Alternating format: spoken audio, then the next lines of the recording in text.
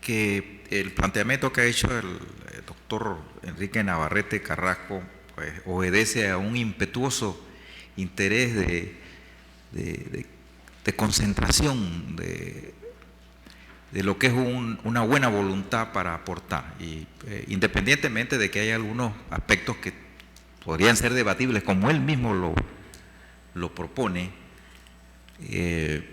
sí es importante el último llamado que él hace para que nosotros nos compenetremos en estos temas, que leamos esos proyectos, que mandemos nuestras cartas a los actores y a los que tienen que ver con eso, que discutamos en nuestros medios, en nuestras comunidades, con nuestros clientes, muchos que tienen vinculaciones que pueden ayudar a mejorar todo esto.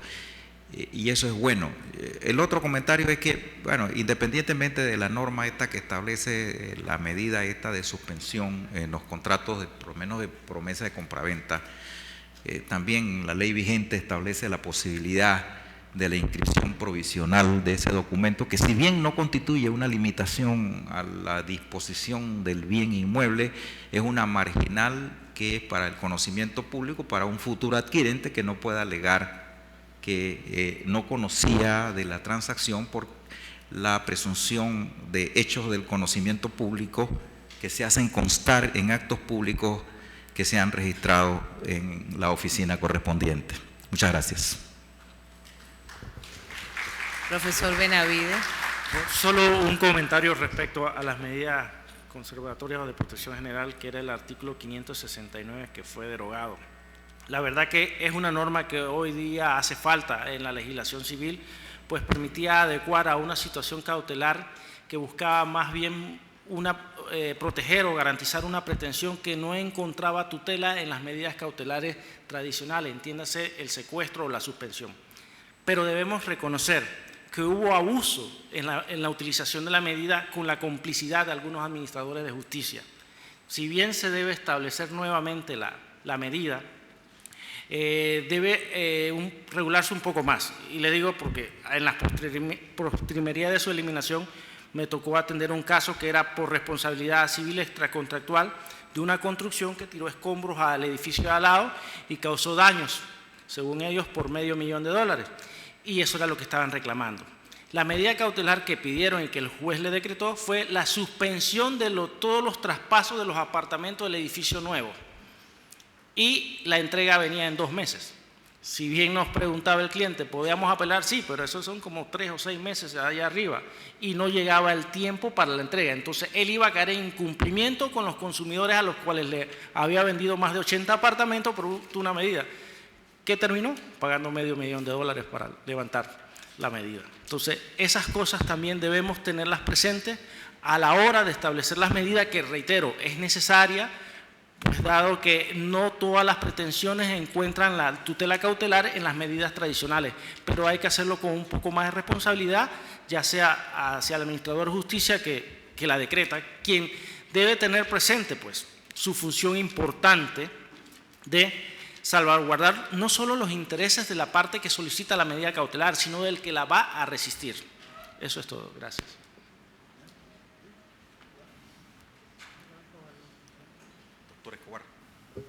Sí, un último comentario. Las medidas cautelares todas tienen unas características, son sustituibles, son flexibles, son variables, ¿verdad?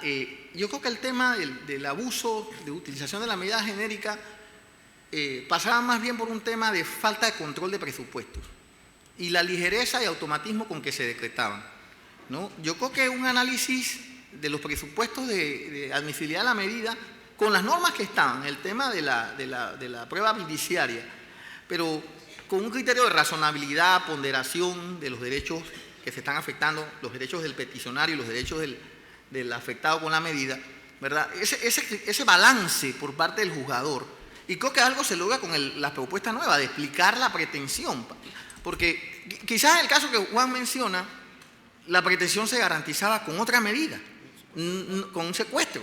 Entonces, ¿qué ocurre con las medidas cautelares? La medida cautelar genérica y las nominales, que es un problema que también provoca la forma como se maneja el tema. El efecto chantaje. Al final, esa medida tuvo un efecto chantaje. Llevó a la parte afectada con la medida a tener que someterse a cumplir una obligación que a lo mejor Un era minuto. debatible por eso.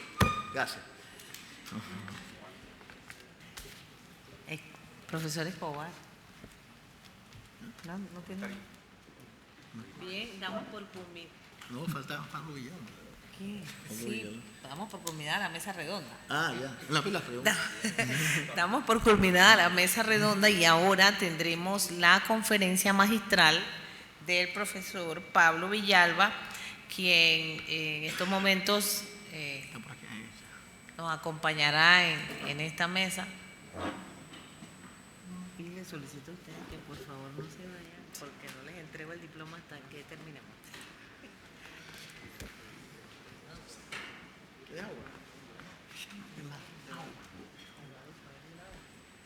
¿Quieres ron?